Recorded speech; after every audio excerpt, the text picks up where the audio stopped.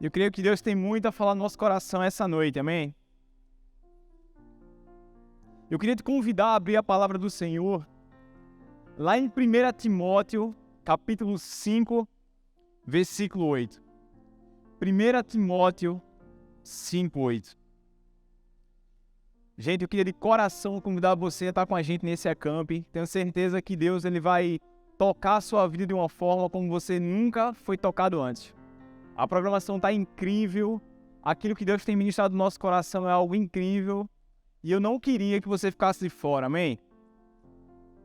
1 Timóteo 5,8 vai dizer o seguinte: mas se alguém não tem cuidado dos seus, e principalmente dos da sua família, negou a fé, e é pior do que o infiel. Amém? Feche seus olhos, vamos orar. Espírito Santo, muito obrigado, Pai. Muito obrigado por esse momento. Muito obrigado por Tua palavra, Deus, que é lâmpada para nossos pés e luz para nossos caminhos, Deus. Abençoa cada coração que entrou aqui nessa noite, Deus, cada pessoa, cada família aqui representada. Deus, que em nome de Jesus a gente possa ser tocado por Tua palavra.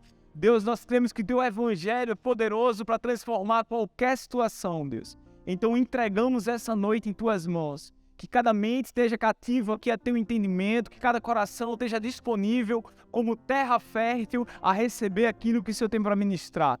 Em nome de Jesus, amém. Amém? Sabe, irmãos, eu confesso a vocês que falar um tema a respeito de família é desafiador para mim. O tema desse mês é a mesa e a gente vai estar falando a respeito de família. Uma vez eu ouvi uma definição de evangelho que dizia que o evangelho é como um mendigo dividindo um pão com outro mendigo. Então eu creio que nessa noite a gente vai estar dessa forma aqui.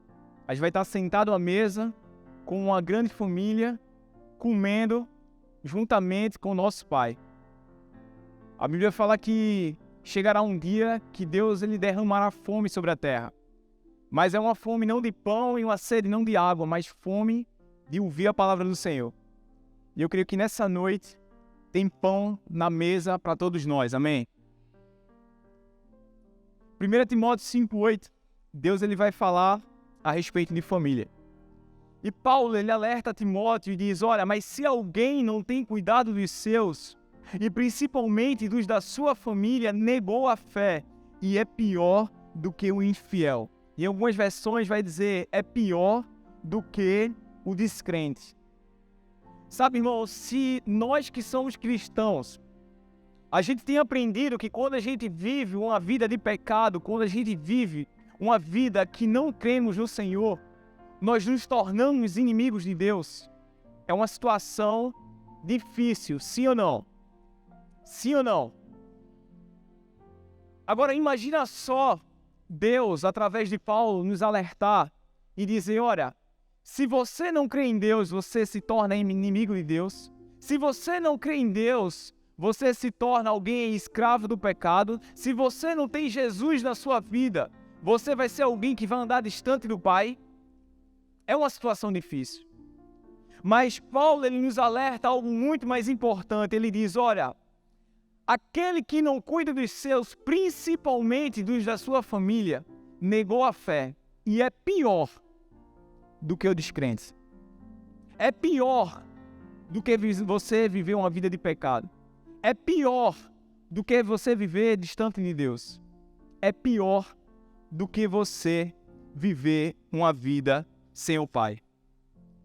O apóstolo Paulo ele cria uma conexão em um assunto que muitas vezes a gente quer viver de forma separada. A gente muitas vezes quer dividir a fé e a família.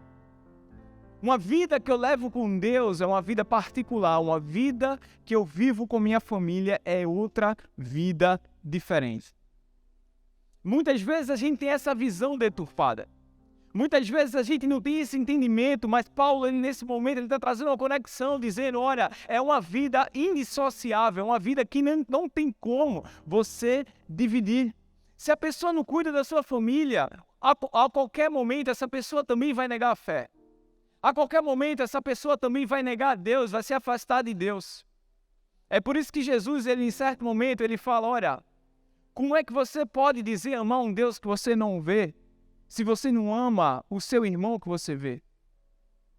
Se torna incoerente, se torna algo que não é possível viver. É por isso que em outro momento, ainda Paulo falando com Timóteo, lá em 1 Timóteo, capítulo 3, versículo 2, 1 Timóteo 3, 2, Paulo vai dizer o seguinte, é necessário, pois, que o bispo, ele seja irrepreensível, marido de uma só mulher, sóbrio, prudente, respeitável, hospitaleiro e apto para ensinar. E depois ele já começa a associar novamente com a família. Ele deve governar bem sua própria família, tendo os filhos sujeitos a ele, com toda a dignidade. Pois se alguém não sabe governar sua própria família, como poderá cuidar da igreja de Deus? A todo momento você vai ver a Bíblia associando a sua fé com a sua casa. Como que você não cuida da sua casa e você quer cuidar da casa do Senhor? Como você não vive um relacionamento sincero dentro do seu lar e você quer viver um relacionamento com o Senhor? Irmãos, antes de ser pastor em igreja, antes de assumir um cargo na igreja, seja um pastor da sua casa, seja um servo na sua casa. É isso que Paulo está nos ensinando.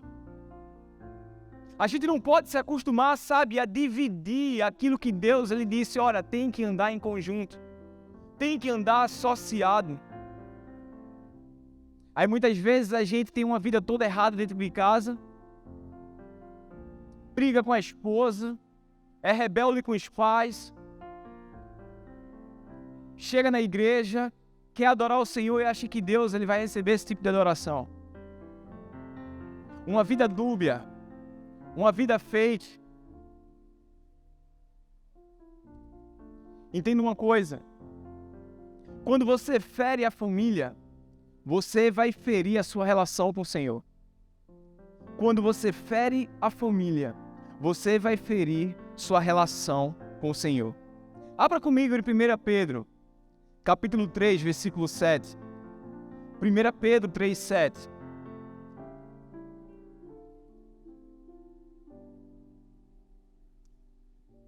O texto vai dizer o seguinte: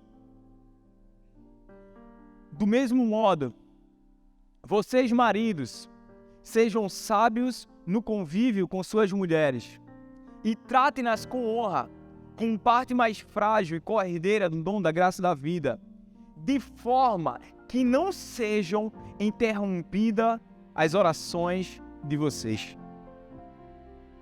Quando Deus ele nos alerta a respeito disso, Ele está dizendo, olha, trate sua mulher com honra, respeite-a, proteja, e sabe, Ele começa a dar alguns direcionamentos que nós precisamos ter como marido ou como esposa.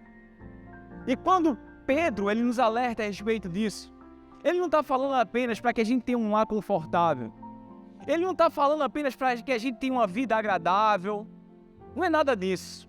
Ele vai muito além disso, ele diz, olha, para que suas orações não sejam interrompidas. Já parou para pensar o próprio Deus que diz, olha, invoque-me, que eu responder-te-ei? Eu acho que é assim. Um Deus que Ele quer ter uma relação conosco, um Deus que Ele nos ensina a orar, Ele diz, olha, se você viver uma vida ferindo a sua família, eu não vou ouvir sua oração. As suas orações serão interrompidas. Irmão, entenda uma coisa, se você cria uma desconexão na horizontal, você vai criar uma desconexão na vertical também. Se você cria, sabe, um relacionamento ruim com seus familiares, você vai construir também um relacionamento ruim com Deus. É por isso que Deus está a todo momento nos alertando. Em outro momento, lá em Malaquias 4:2, ele vai dizer, olha, mas para vocês que reverenciam o meu nome, o sol da justiça, quem é o sol da justiça? Repita comigo, Jesus. O sol da justiça se levantará, trazendo cura em suas asas. E vocês sairão e saltarão como bezerros soltos do curral. Versículo 6.